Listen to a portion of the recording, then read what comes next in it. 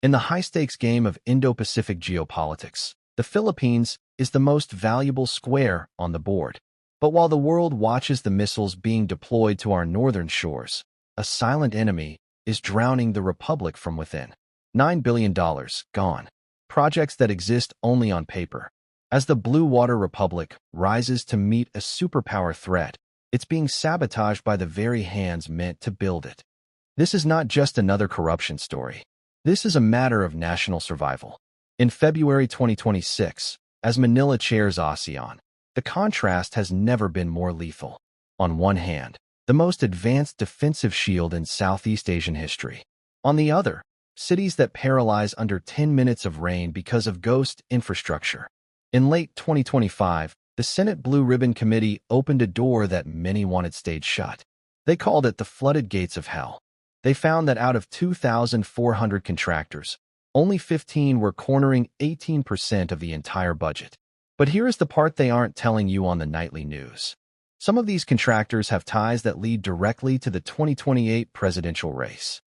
The Philippines is the tiger of Asia. This isn't just a PR slogan, it's backed by data. We are on track for a $1 trillion economy. But there is a fundamental law of nature. A tiger cannot hunt if its heart is underwater. While the U.S. and Philippines reaffirmed the Mutual Defense Treaty this week, sending a clear message across the West Philippine Sea, Beijing isn't just watching our naval patrols. They are watching our internal rot.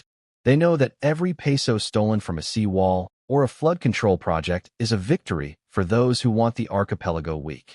You can have all the missiles in the world, but if your logistics hubs are flooded and your people are displaced by predictable monsoons, your sovereignty is an illusion.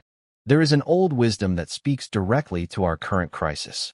In Matthew 7 verses 24 to 27, we are told, "Therefore everyone who hears these words of mine and puts them into practice is like a wise man who built his house on the rock.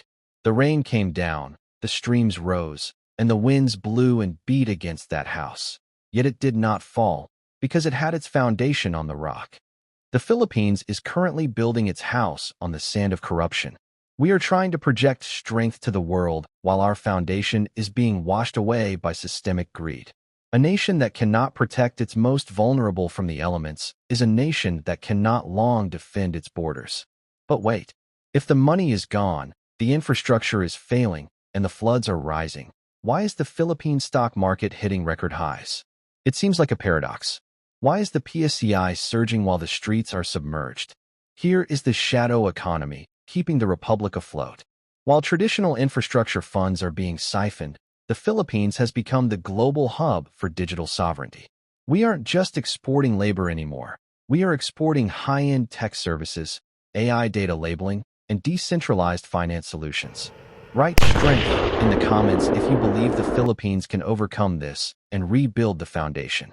Write wake up if you think the system is too far gone to be saved. Don't forget to subscribe to the Republic's Frontline.